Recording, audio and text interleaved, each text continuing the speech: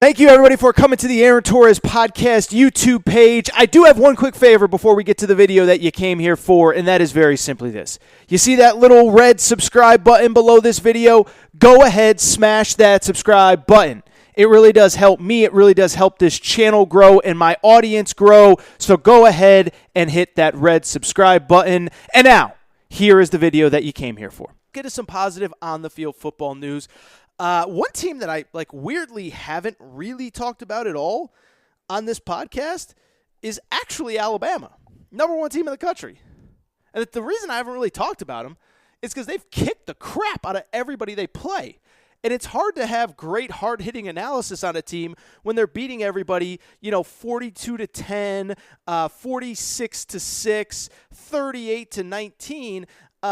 And this Alabama team is incredible. And so they played Auburn, in the Iron Bowl on Saturday, and they went 42-13, and it really wasn't even that close. It was 42-6 with about 8 minutes to go. Alabama pulls Mac Jones, the starting quarterback, and then, oh, by the way, Auburn scores a touchdown to make it a respectable, and I'm using air quotes, 13-point margin of or 29-point margin of victory for Alabama. By the way, screw Gus Malzahn, who was trying to drive the ball in late in the game, which would have pushed the cover. I got Alabama at minus 24.5, would have pushed the cover. But so anyway, let's get off Gus Malzahn screwing up my bets, even though he wasn't able to. And let's get to the topic, because as I was watching that Alabama team, I had a thought. And it's going to sound crazy, and when I get into it, you'll be like, well, that just doesn't sound right, but I think that it might be. And that thought is very simply this. Is this the best Alabama team? Not the best. Is this the most dominant Alabama team of the Nick Saban era? And it probably sounds crazy when I say that. You probably think to yourself, this is a team that's won 5 national championships under Nick Saban, a program and organization that has not only won 5 national championships, but they played for 2 more national championships in the Saban era, lost to Clemson once with Deshaun Watson, Clemson once with Trevor Lawrence. There was the 2013 season where they had the kick 6, where they were basically the number one team in the country all year, lose to Auburn at the last second. And so you're probably sitting there thinking, how can you say this is the most dominant team of the Nick Saban era? And to be clear, I'm also not saying it's definitively the best team, because we don't know that yet. We don't know how to compare it historically because they haven't completed their season. They haven't played their toughest games. They still have almost certainly Florida on the schedule in the SEC championship game, and they're going to have to get through some combination of Ohio State, Clemson, whomever, after that, Notre Dame, to qualify and win a national championship. But when I talk about right now, and I talk about in this moment, I actually think this might be the most dominant team of the Nick Saban era. And again, I get it. It sounds crazy. You're probably thinking to yourself like, dude, there's no way that can be accurate. But I'm just telling you, I looked up the stats, and it is. First of all, the reason that I think it's dominant is very simple. I think if you go back and think about Nick Saban's teams at Alabama, there's kind of 2 definitive phases of the Nick Saban era at Alabama. The first one is the early days, where it was a team that relied a ton on defense and not really as much on offense, right? Like it was the A.J. McCarron, John Parker Wilson years, Greg McElroy, where they kind of have a ball control offense and they run the ball and they don't really try to pass it and they rely on their defense and they win every game 20-6, and it was probably highlighted in that era by the LSU game that they lost 9-6 and then ended up playing LSU in the championship game and winning 14-0. So there was that era of the Nick Saban era, but the defense was really good and the offense wasn't really evolved. And then really these last couple years, since Lane Kiffin got there as the offensive coordinator, the offense has been really good, but the defense kind of fell off there for a few years. And so those teams were good. They won a national championship against Georgia a few years ago, but I don't know that they were dominant because they gave up too many points and too many yards. I mean, we saw them last year against Joe Burrow, where Joe Burrow put up 46 points at Bryant-Denny Stadium. So I look at those 2 distinct eras at Alabama, and I kind of realized as I was watching them on Saturday against Auburn, those 2 eras have kind of meshed together in 2020 to form what we have today, which is the best offense in college football, which sounds crazy, but I'll get to the stats in a minute, to go along with a rapidly improving defense that all of a sudden, I'm not comparing it to the 2011, 12, 13, 14, those early Saban teams, but it's a lot better than it's been. And the stats on this back me up, by the way. First of all, they have the number 1 scoring offense in college football for any team that has played 5+ games. By technicality, they rank number 3 in scoring in college football. But if you look at the stats, the 2 teams ahead of them are 2 MAC teams that have played 3 games apiece. Well, sorry. Let's give everybody that's actually played a full season, let's get them on the scale. Alabama has the number 1 scoring offense in the country at 49 points per game.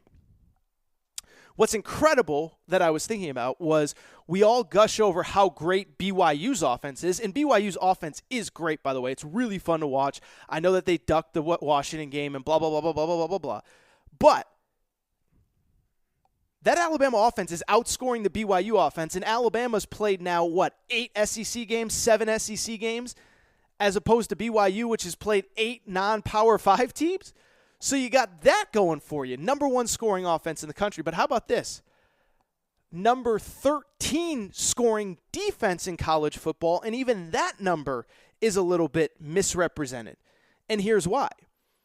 Because they've given up 148 points all season long. 48 of them came against Ole Miss. So if you simply took out the Ole Miss game from their schedule and you just rank them among teams that have played 5+ games, they would currently be ranked number 3 in the country in scoring defense. With that 14 points per game, they would only be trailing Marshall and Florida Atlantic, which again, not sure if you're closely paying attention. I guess by technicality, they would be 5th. They would be right behind BYU and right ahead of Cincinnati. But again, Marshall, Florida Atlantic, and BYU, without any disrespect, have simply not played the same schedule as Alabama.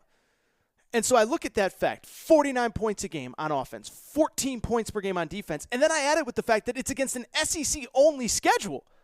That's kind of scary, guys. That's kind of insane how dominant this team has been relative to the competition. And again, it sounds crazy, but we have to factor in what we've seen, what we know, and what we know about this Alabama team. They dominate every single time they take the field. And it's not against New Mexico State and Duke and all these scrubby schools in the preseason. They've played SEC teams only, and they've played good SEC teams too. Texas A&M is ranked number 5 in the country right now. Alabama beat them by 28 points. Georgia is ranked number 8 in the country right now. Now, they shouldn't be ranked number 8, but they are ranked number 8. But I bring it up because Alabama beat them by 17 points. So against an SEC-only schedule, 17 points. They've won every game by at least 17 points. They've scored 40 or more points in 7 of 8 games. The only game they didn't score 40, they scored 38. And by the way, they're doing it without Jalen Waddle, maybe their best offensive weapon, who got hurt early in the season. And so when I look at this team, I say, I think this is the most dominant team of the Saban era to date. And it's funny because I thought about this while I was watching the game, and I just said to myself, I don't know that I've ever seen a team this locked in, this focused for an entire season. Like every time I watch Alabama, they don't take a play off, they don't take a half off, they don't take a minute off. Everything they do is super efficient, to the point, make big plays on offense, make big stops on defense, get off the field, let the next unit come on. And that was largely shown against Auburn on Saturday, where, again, they didn't give up a touchdown until there was 5 minutes left in the game, and that was after they shut out, they gave up 3 points against Kentucky, and they shut out Mississippi State before their bye. Giving up, how about this? 33 points their last 4 games. Not great at math, but what is that? It's like 7 points per game. A little over 8 points per game their last 4 games in the SEC. And so I look at this team, and I just think, look, I can't tell you if they're going to win a national championship or how they're going to match up with Clemson or Ohio State or Notre Dame. What I can tell you is very simply this. You know, my radio partner, Arnie Spanier, has this saying. He's got a deep, gravelly voice, and he says, Aaron, we're doing the show tonight. And what that means is, you know, you can't project out based on what might happen down the road, right? Like, you can't just sit here and say, well, you know, trying to think of a good example, but, oh, Tom Brady needs to retire because he had a bad game against this team or that team. Or Tom Brady needs to retire because of this game or that game. And I bring that up as like an example of, like, you can only do a show based on information you have today. And so I can speculate how Alabama might be doing, they might play against Clemson or Ohio State or Notre Dame or Cincinnati or Florida or whomever they're going to play down the road. But you won't know until you're there. I can only go based on what I know right now. And what I know right now is this might be the most dominant Alabama team of my life.